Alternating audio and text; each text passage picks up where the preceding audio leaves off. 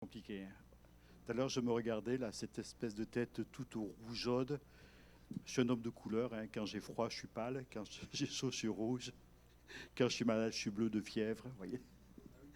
Et puis, quand je suis en colère, je suis noir de colère. Voilà, nous allons passer un moment ensemble sur le regard de Jésus. Notre culte va se dérouler comme cela. Donc, nous allons chanter. Je vous apporterai la prédication d'Évangile.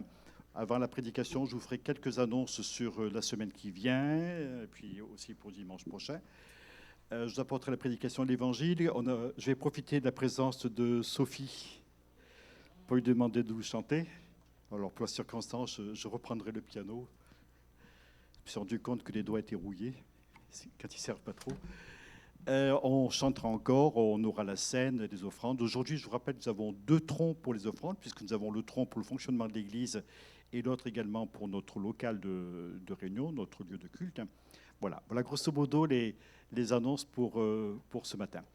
On s'incline, si vous le voulez bien, nous allons prier pour que Dieu bénisse ces moments. Ce sont des moments que nous trouvons vraiment, vraiment importants. Taï, tu as un micro juste devant toi. Veux-tu l'utiliser pour prier, s'il te plaît ? Merci.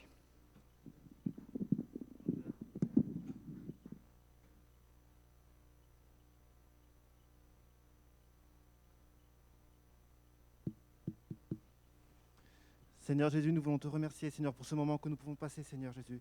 Nous voulons t'accueillir, Seigneur, dans ce lieu, Seigneur, et profiter de ta présence, Seigneur Jésus. Viens encore nous toucher chacun d'entre nous, Seigneur, que nous puissions t'offrir aussi un culte qui te soit agréable, Seigneur, pour la gloire sainte de ton nom, Seigneur Jésus. Amen.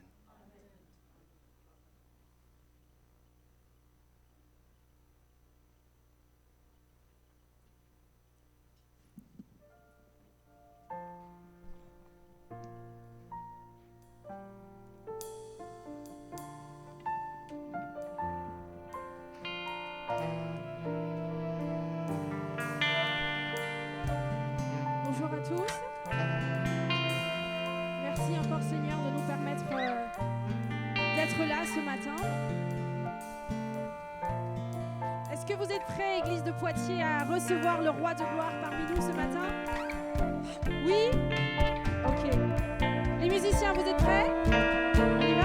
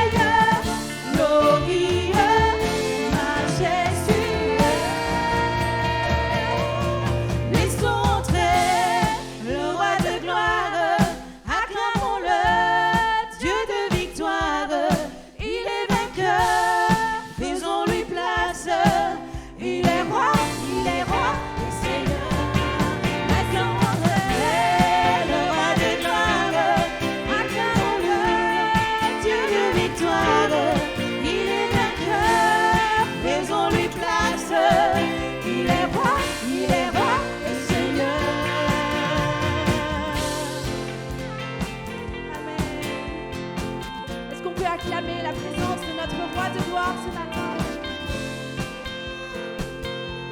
Merci Jésus, merci d'être là. Et on sait que Dieu est là parce qu'il l'a dit. Là où 2 ou 3 sont réunis en mon nom, je serai au milieu d'eux. Alors merci Jésus. Et merci aussi parce qu'il nous a laissé son esprit. Son esprit qui nous permet de voir sa grandeur, Amen. de connaître son cœur. Alléluia. Merci Seigneur.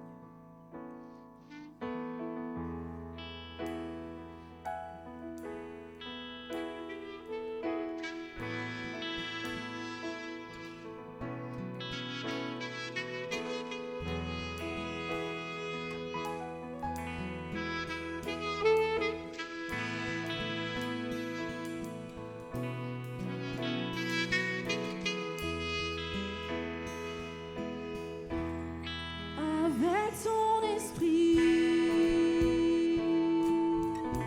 nous verrons ta grandeur. Nous vivrons l'unité. Nous connaîtrons ton cœur. Nous serons tes témoins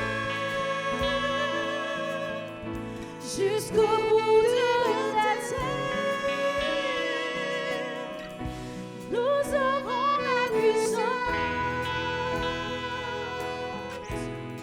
pour vaincre la chair. Avec ton esprit, tu as dit que tu donnerais librement ton esprit. Tu as dit de demander. Alors nous voici. Avec ton esprit, nous verrons ta grandeur. Nous vivrons l'unité. Nous connaîtrons ton cœur. Nous serons tes témoins jusqu'au bout de la terre. Nous verrons la puissance pour vaincre la chair. Avec ton esprit, avec ton esprit, avec ton esprit, avec ton esprit, avec ton esprit.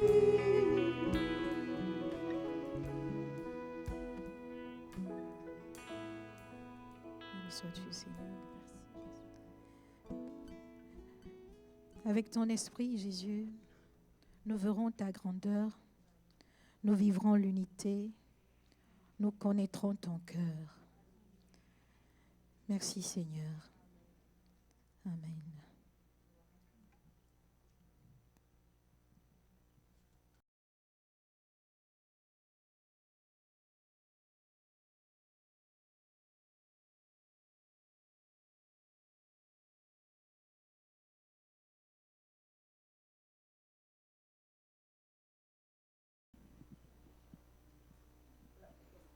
Voilà, si vous voulez bien refermer les fenêtres à cause des trains, des rhumes possibles et imaginables.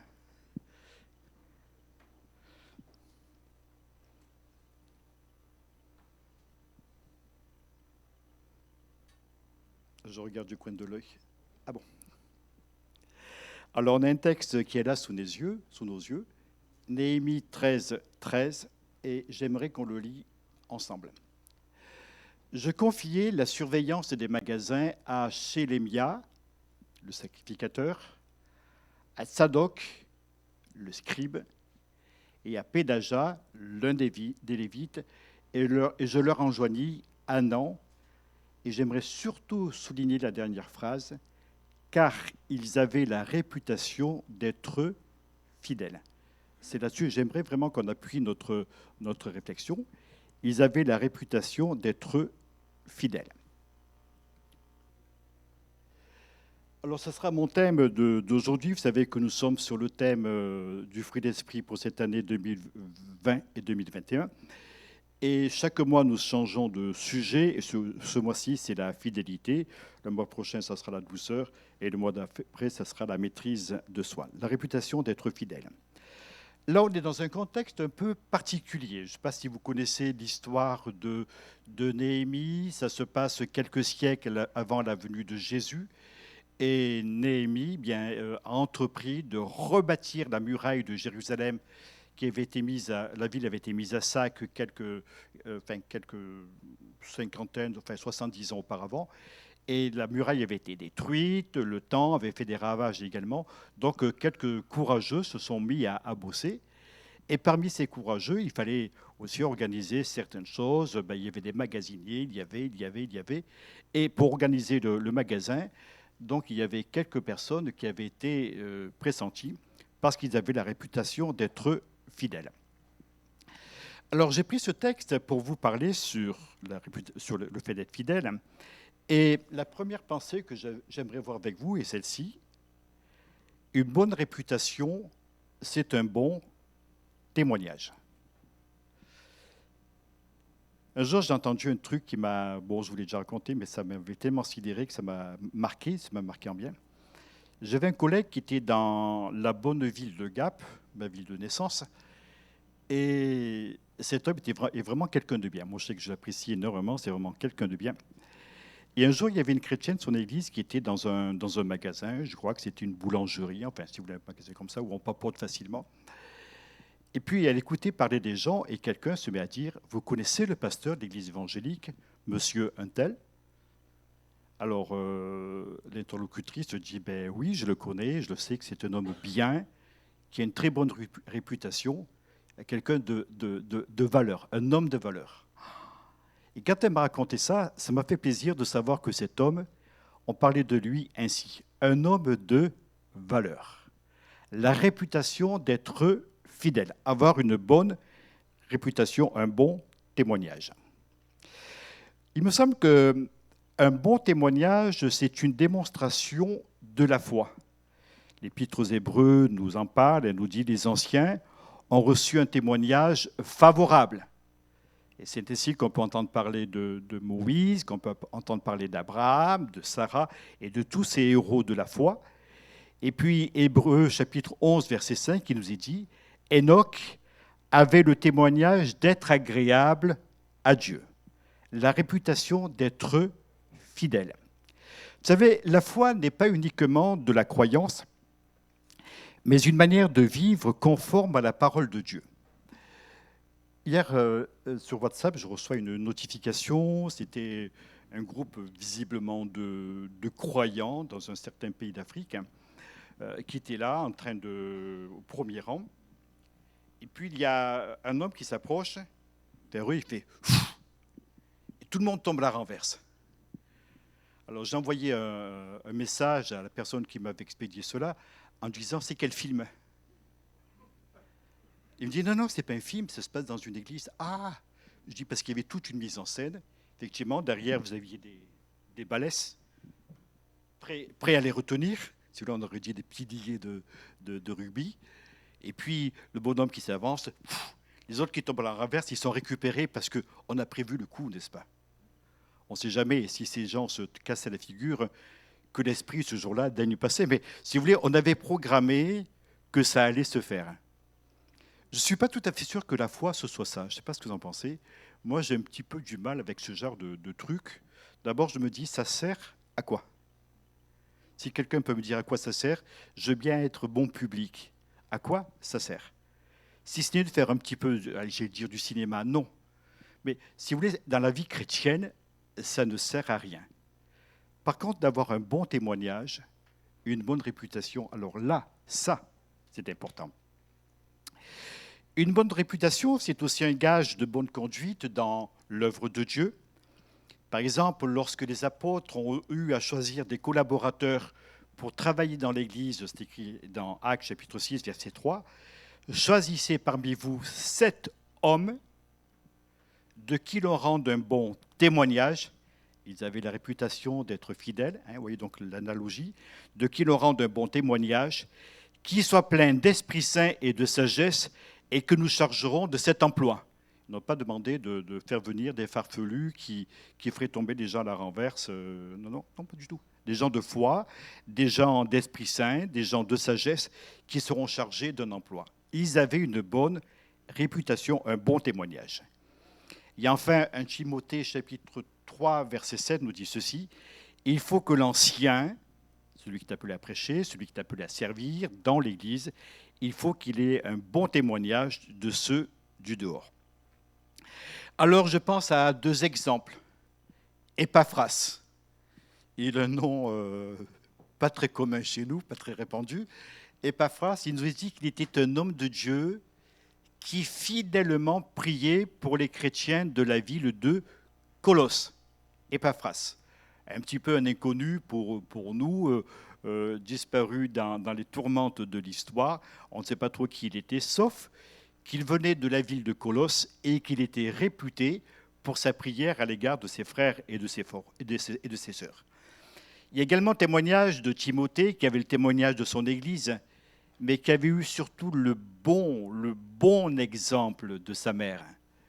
Alors, si vos parents vous enseignez dans les voies de Dieu, ou si vous êtes parents, vous enseignez les voies de Dieu à vos enfants, eh bien, ayez ce bon témoignage. Et Timothée était ancré dans les choses de Dieu, simplement à cause du témoignage de sa famille et notamment de sa mère. Alors, cela caractérise le disciple de Jésus-Christ, une bonne réputation. On va peut-être demander au téléphone de s'arrêter là. Oui, il voulait me couper la parole. La Bible nous dit dans les Proverbes, chapitre 22, « La réputation est préférable à de grandes richesses. » Si vous convoitez les richesses, c'est bien. Mais je pense que vous méritez mieux, notamment d'avoir une bonne réputation qui sera préférable à ces richesses. Et enfin, un bon témoignage, une bonne réputation, la Bible nous dit que c'est un parfum qui s'élève jusqu'à Dieu. Alors, je trouve ça particulièrement intéressant de voir ces points-là, cette chose-là. La réputation, c'est quelque chose d'important qui a une grande valeur au sein des Écritures. Alors, j'aimerais aller un peu plus loin maintenant et vous parler sur le fait d'être fidèle. J'ai l'impression, à la lumière des Écritures, que c'est une denrée rare. Et Proverbe nous dit ceci d'une manière un petit peu incisive. « Beaucoup de gens proclament leur bonté, mais un homme fidèle, qui le trouvera ?» Pendant que Français Courant va dire ceci. « Beaucoup se vantent de leur loyauté, mais qu'il est difficile de trouver quelqu'un qui est vraiment sûr, de vraiment fiable. » C'est traduit par Français Courant. Vous remarquerez que souvent, les gens diront, vous savez, je suis quelqu'un de bien, je suis très honnête, je suis très franc. Quand on est franc, en général, on dit les pires vacheries. Je suis tellement franc que j'aimerais te dire que j'ai eu des mauvaises pensées contre toi. Et je te demande pardon parce que ce que je pensais contre toi était tellement pas bien, tellement méchant. Oh, je suis vraiment désolé.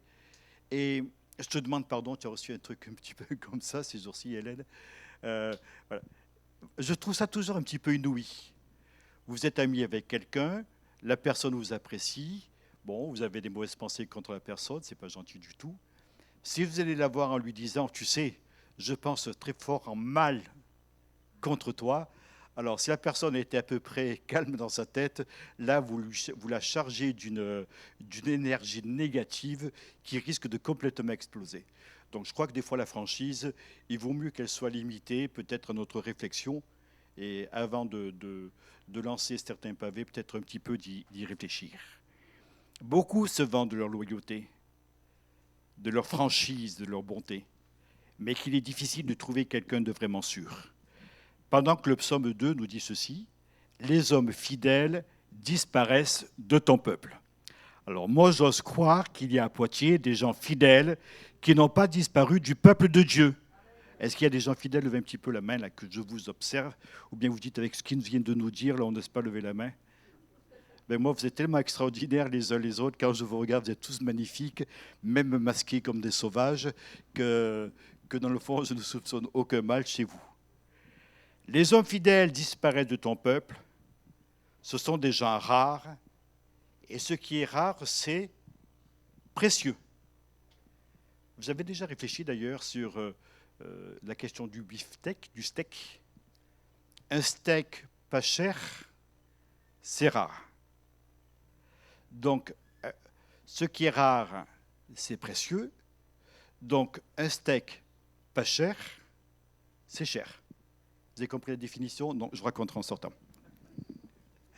Dieu nous lance un défi. Il cherche des gens fidèles. Et Jérémie va le dire, Jérémie prophétise dans un contexte compliqué et difficile. Parcourez les rues de Jérusalem, dira-t-il. Regardez, informez-vous, cherchez dans les places. J'ai cherché, personne. Cherchez dans les places, il s'y trouve un homme qui pratique la justice, qui s'attache à la vérité. J'ai l'impression que Jérémie, c'était un chercheur de gens fidèles, un chercheur qui trouvait des valeurs rares, il cherchait des gens fidèles. Et Matthieu, chapitre 24, 45, nous dira ceci. Quel est donc le serviteur fidèle que son maître a établi sur ces gens pour leur donner la nourriture au temps convenable? Ça nous ramène aussi à Néhémie, qui cherchait des hommes fidèles pour servir. Alors, être fidèle, cela semble de plus en plus rare dans le peuple de Dieu. C'est pourtant une qualité essentielle chez le disciple. Un disciple est appelé fidèle. D'ailleurs, on ne s'y trompe pas parce que des fois, il m'arrive que l'on me pose des questions sur l'Église, des gens qui ne viennent pas forcément au milieu de nous, et qui me diront, mais combien y a-t-il de fidèles dans votre Église? Automatiquement, pour un incroyant, un chrétien, un disciple de Christ, c'est forcément un fidèle. Alors je dis, il n'y a que des fidèles. J'ai la chance, je suis un pasteur qui dit, il n'y a que des fidèles dans mon Église. Ou d'autres qui sont en train de devenir fidèles. Hein, c'est aussi charmant, mais voilà, c'est une denrée rare, mais nous voulons être fidèles. Alors j'aimerais, pour terminer, regarder l'application de la fidélité. Elle se voit à divers degrés de notre expérience avec Dieu et de nos responsabilités. Il est certain que quelqu'un qui est naissant à la foi, on ne va pas lui demander les mêmes responsabilités à un autre qui est beaucoup plus avancé depuis des années, etc., qui a un parcours depuis quelques années avec Dieu. Je suis très exigeant dans le choix de mes prédicateurs qui prêchent l'Évangile. Ils le savent d'ailleurs que je suis un petit peu casse-pied parfois. J'ai certaines exigences pour ceux qui prêchent l'Évangile. J'ai d'autres exigences pour les conducteurs de louanges. Je les mets pratiquement sur le même plan que les prédicateurs. Pourquoi? Parce qu'ils apportent un enseignement au travers du chant. Non, ils apportent la louange. Désolé, nos chants nous parlent aussi des merveilles de Dieu, du royaume de Dieu. Donc, si ce n'est pas de l'enseignement, vous viendrez m'expliquer pourquoi. Donc, j'ai les mêmes exigences et les mêmes attentes. Peut-être un peu moins quand même. Je suis un peu plus patient avec les conducteurs du chant qu'avec mes collaborateurs. Je ne suis peut-être pas très juste d'ailleurs. Qu'est-ce que vous en pensez? Quelqu'un qui sert dans l'Église doit être fidèle, avoir une bonne réputation, être un exemple. Parce que s'il ne l'est pas, il manque quelque chose. Alors, la fidélité se voit à différents degrés de notre expérience avec Dieu et de nos responsabilités. Fidèle à la parole donnée. On réfléchit un petit peu là-dessus pendant quelques instants. Fidèle à la parole que nous donnons. Quand je promets quelque chose, est-ce que je respecte ma parole? Quand je m'engage à quelque chose, est-ce que je respecte mon engagement? Ça vaut la peine parfois de réfléchir, de faire comme un bilan intérieur. Quand je dois prendre le train, est-ce que je suis suffisamment à l'heure pour que le train ne parte pas sans moi? Parce que ça arrive que le train parte sans nous. On ne sait pas pourquoi d'ailleurs. C'est bizarre, hein? Quand j'ai un rendez-vous, je serai tel jour à telle heure. Est-ce que je respecte ma parole? Je m'engage à faire quelque chose dans le cadre de l'Église. Est-ce que je respecte ma parole? Fidèle à la parole de Dieu. Il y a un texte des Actes des Apôtres qui est vraiment impressionnant. C'est dans Actes chapitre 17, verset 11. Les Juifs de Bérée. C'est une ville en... Je crois qu'il est en Macédoine, il me semble. Oui, c'est une ville de la Macédoine, donc qui a été évangélisée lors du deuxième voyage de Paul. Et cette ville, il nous est dit des gens de cette ville, ils avaient des sentiments plus nobles que ceux des Thessaloniques. C'est impressionnant d'ailleurs de voir que la Bible n'hésite pas à faire des comparaisons de des églises. Ben, il y avait des gens à Thessalonique, des gens à Bérée, et à Bérée, ben, ils avaient des sentiments plus nobles que les Thessaloniques. C'est écrit dans la Bible, ce sera écrit encore dans le ciel, c'est immortalisé. Vous allez me dire, oh, les pauvres Thessaloniciens, on leur a fait un seul coup, là, quand même. Ben, ils avaient qu'à avoir des sentiments nobles. Non. Ils avaient reçu la parole de Dieu avec joie, et chaque jour, ils examinaient les Écritures pour voir si ce qu'on leur disait était exact. Nos églises, et je tiens à ce que l'église de Poitiers rentre justement dans cette dynamique, devrait avoir un sens critique de ce qui lui est enseigné, de ce qui lui est dit.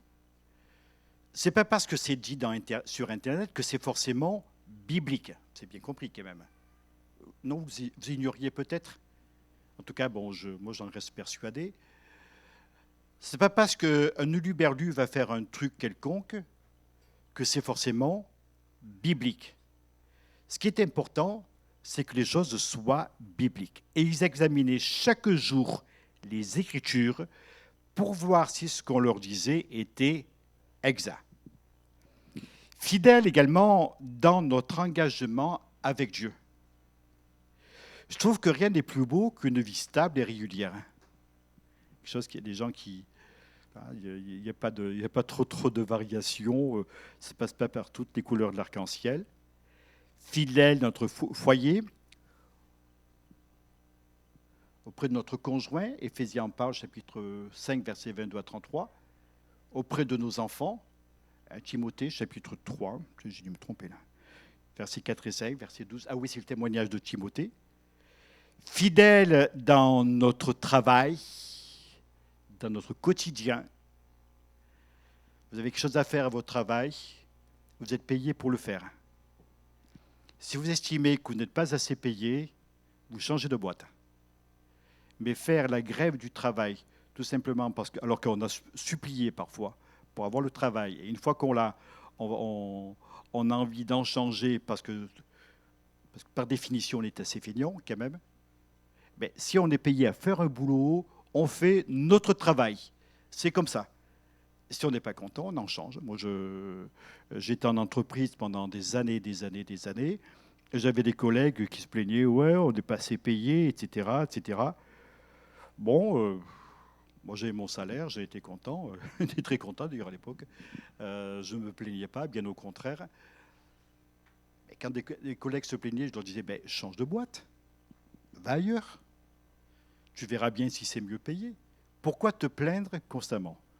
Surtout qu'aux dernières nouvelles de l'actualité de cette boîte, ils y sont toujours, quoi qu'ils ont dû prendre leur retraite aussi, parce qu'ils étaient pour la plupart plus âgés que moi. Donc c'est assez étonnant de voir que des gens puissent, si vous voulez, se vendrer pour avoir un travail. Et une fois qu'ils ont leur travail, si vous voulez, ils feraient tout pour faire grève, pour gagner davantage, etc., etc. Tu as signé pour un travail, tu as une rémunération, et bien que Dieu soit béni parce que tu as un travail. Et si nous mesurions les avantages que nous avons de la bénédiction de Dieu, on ne serait pas constamment en train de se plaindre, je travaille trop, je ne suis pas assez payé, je suis malheureux, etc. Bien sûr qu'on est tous très très mal payés. Très mal, très mal. Même nos présidents de la République sont très mal payés. On est tous très très mal payés, d'ailleurs du coup, des fois ils sont obligés de s'augmenter de temps en temps, ça arrive. Eux, ils peuvent le faire en toute impunité, sans faire grève. Apprendre à être fidèle dans notre travail, notre quotidien. Puis je terminerai par cette dernière pensée. Fidèle dans la vie de l'Église. Hébreux chapitre 10 nous donne cette parole. Veillons les uns sur les autres. C'est intéressant de veiller les uns sur les autres. Peut-être, quand on sent que quelqu'un est mal, de lui parler, de l'encourager, plutôt que de rentrer dans son amertume. Parce que parfois, on va s'identifier à l'amertume d'une personne, alors que nous devons veiller les uns sur les autres, pour nous encourager à mieux aimer et à faire de bonnes œuvres. N'abandonnons pas notre assemblée, comme c'est la coutume de quelques-uns, mais exhortons-nous réciproquement, et cela d'autant plus que vous voyez s'approcher le jour. Paul nous parle, c'est Hébreux. L'Épître aux Hébreux nous parle de quelque chose de particulier, nous parle du retour de Jésus. Et l'Épître aux Hébreux, on ne sait pas du tout qui en est l'auteur, a été écrite dans un contexte très très particulier. Bon, je vous l'ai déjà dit, mais je le répète. L'art d'enseigner, c'est l'art de répéter. L'Épître aux Hébreux a été écrite à des croyants d'origine hébraïque qui, à cause de la persécution, étaient prêts à lâcher la relation avec Dieu. C'est donc des juifs messianiques, si on pourrait dire, des juifs donc qui s'étaient convertis au Christ.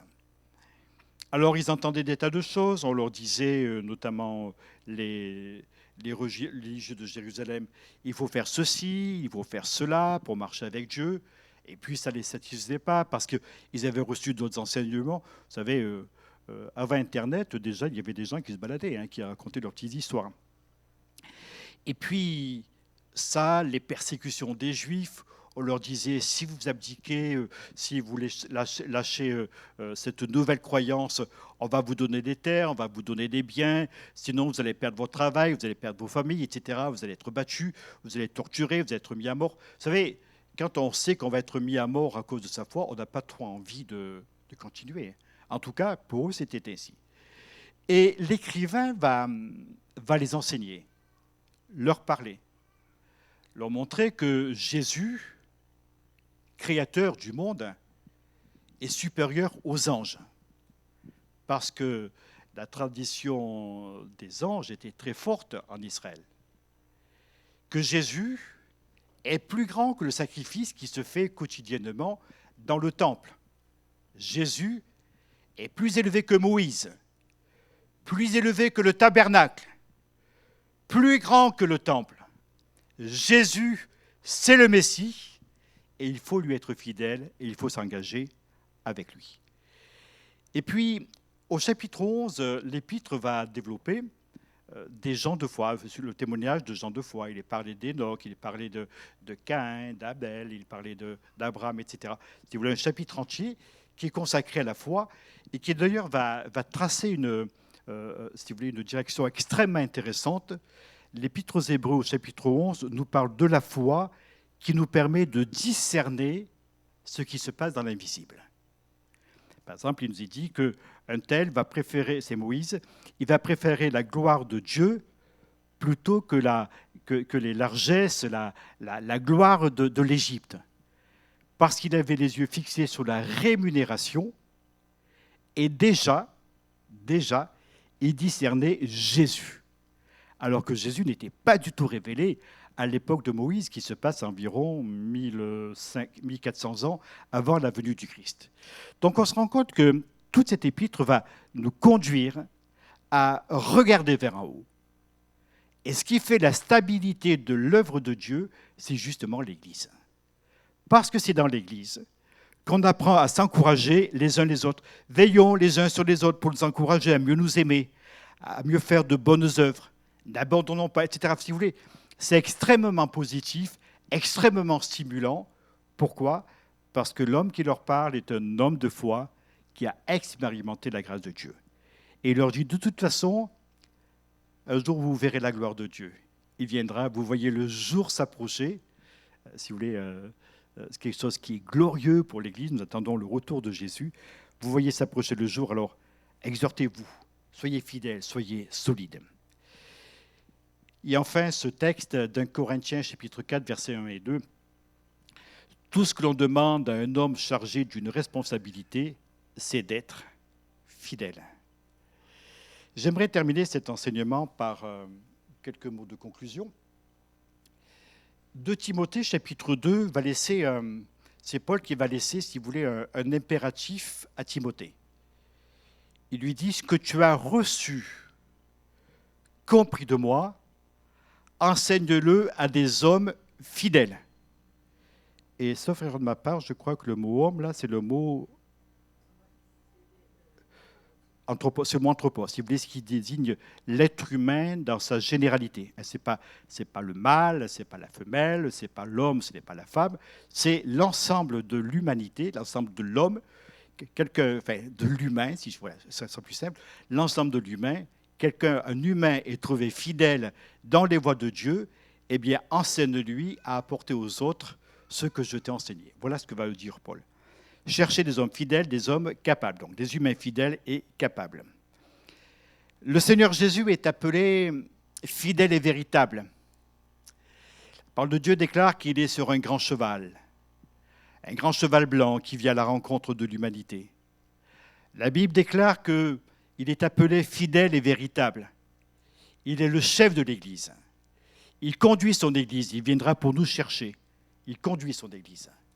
Et le chef de l'Église est sur un grand cheval, un cheval blanc. Et nous sommes une troupe de serviteurs, de servantes qui le suivent et qui veulent manifester les mêmes caractéristiques. Et il est fidèle et véritable.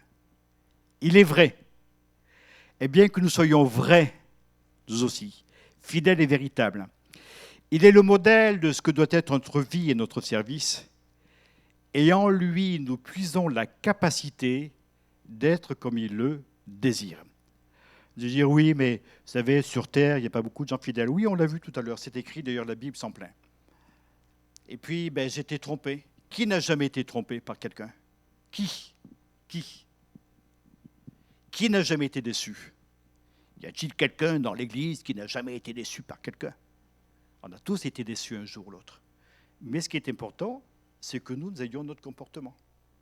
Et si nous avons déçu par notre infidélité, par notre manque de vérité, eh bien, puisons dans le Seigneur la capacité d'être comme il le désire. Dieu veut nous communiquer sa grâce et sa fidélité. Pensée, non, elle n'est pas marquée, elle arrive. Une pensée, je crois qu'il s'appelle Gérald, celui qui l'a écrite. Enfin, n'importe qui aurait pu l'écrire aussi d'ailleurs. La fidélité ne consiste pas uniquement à faire de grandes choses, mais plutôt faire avec honneur, conscience et amour ce qui se trouve devant nous. Ne pas demander d'aller renverser les gens en soufflant sur eux. S'ils tombent, il y a peut-être un autre problème. Il n'était pas demandé de faire des trucs qui sortent de l'ordinaire. Il était demandé de faire ce qui est là, à la portée de ta main, que tu peux faire. Et si tu as du mal à le faire, tu peux demander l'aide du Saint-Esprit. Le fruit de l'Esprit, c'est l'amour, la joie, la paix, la patience, la bonté, la bienveillance, la fidélité. Et c'est pour ce mois de mars. Alors que nous puissions acquérir un peu plus de fidélité les uns et les autres, et que Dieu puisse continuer à nous inspirer. Voilà, on va s'incliner, on va prier, et j'ai proposé à Sophie de s'avancer. On va chanter ensemble, Dieu fidèle, tu ne changes pas. Merci notre Père, parce que tu es fidèle, et nous le voyons en Christ, nous le voyons dans tes apôtres, nous devons le voir, Seigneur, dans chacun de nous, dans notre Église, être des gens fidèles et véritables.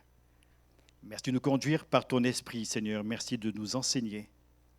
Merci de nous aider. Merci, Seigneur, de garder nos vies entre tes mains. Et Seigneur, là où nous ne sommes pas capables, nous voulons vraiment te mettre en premier, en avant. Tout cela au nom de Jésus. Amen.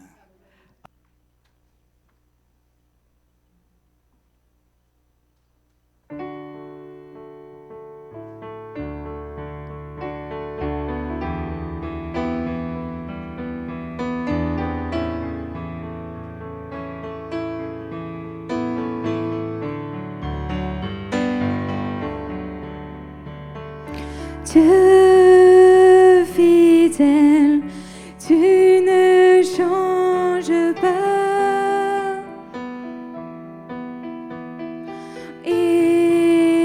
Éternel, mon rocher, ma paix, Dieu puissant, je m'appuie sur toi. Et je crie vers toi, car tu es mon Dieu. Et je crie vers toi, j'ai besoin de toi. Tu es mon roc au jour de la détresse. Et si je tombe, tu me relèves. Dans la tempête, ton amour me ramène au bord. Tu es mon seul espoir, Seigneur.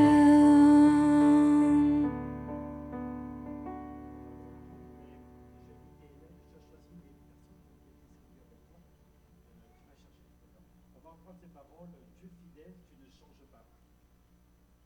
Ça serait compliqué quand même si Dieu changeait à tout bout de champ. Qu'est-ce que vous en pensez? Ça serait difficile. Hein? Un jour, Dieu est mal luné, il se lève, de mauvais poils. C'est vrai, le mauvais poil comme on est le lundi matin, par exemple. Oh, il faut que je travaille encore cette semaine. Ça va être bien compliqué. Oh, je vois Gérald là-bas. Il fait que bâiller depuis qu'il est réveillé. Et puis, un tel n'est pas motivé pour aller en cours, pour aller bosser, etc. Et puis, mon église, bon, ils ne sont pas très courageux pour prier. Allez, je vais me recoucher. Dieu fidèle, tu ne changes pas. Éternel, mon rocher, ma paix. Donc, on va peut-être prier, puis on va reprendre ensemble ces paroles. Tu veux bien prier, Hélène, s'il te plaît? Le micro bleu. Merci Seigneur, merci pour ta fidélité. C'est vrai que bien souvent nous avons baissé les bras, bien souvent nous sommes éloignés, bien souvent nous avons oublié à quoi nous nous étions engagés, Seigneur. Aussi ce matin, au travers de ce temps de partage dans ce repas, Seigneur, nous voulons nous rappeler de ta fidélité. Nous voulons nous rappeler aussi notre engagement avec toi devant Dieu et devant l'Église.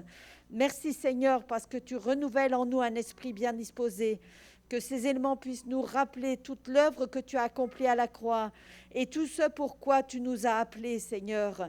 Jusqu'au jour où tu reviendras, nous voulons te rester fidèles envers et contre tout. Merci Seigneur de nous tenir par la main, de nous encourager, de rester à nos côtés afin que nous puissions avoir les sentiments qui étaient en Jésus-Christ.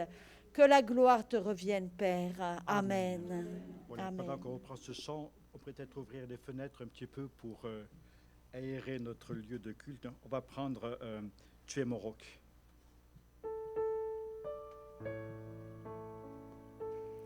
Tu es mon roc au jour de la détresse. Et si je tombe, tu me relèves. Dans la tempête, ton amour me ramène au bord. Tu es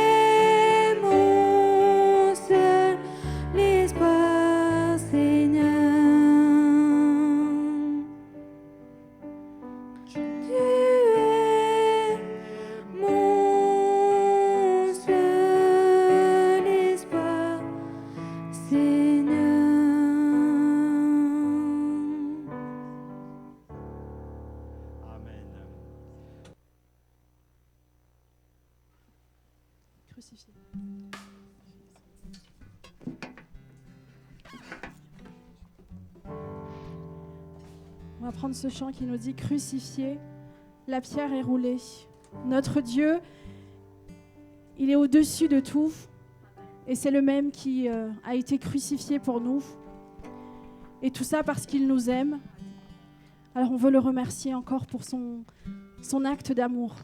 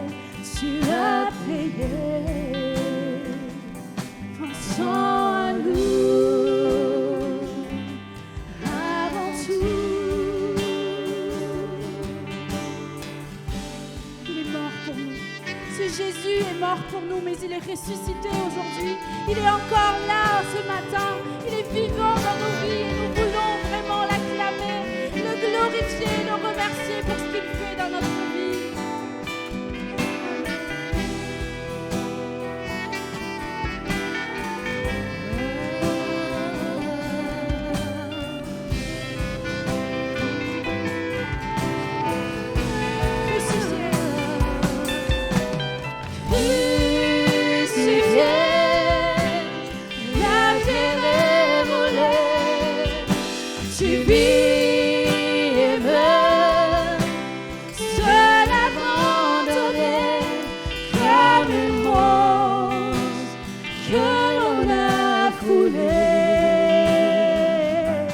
tu as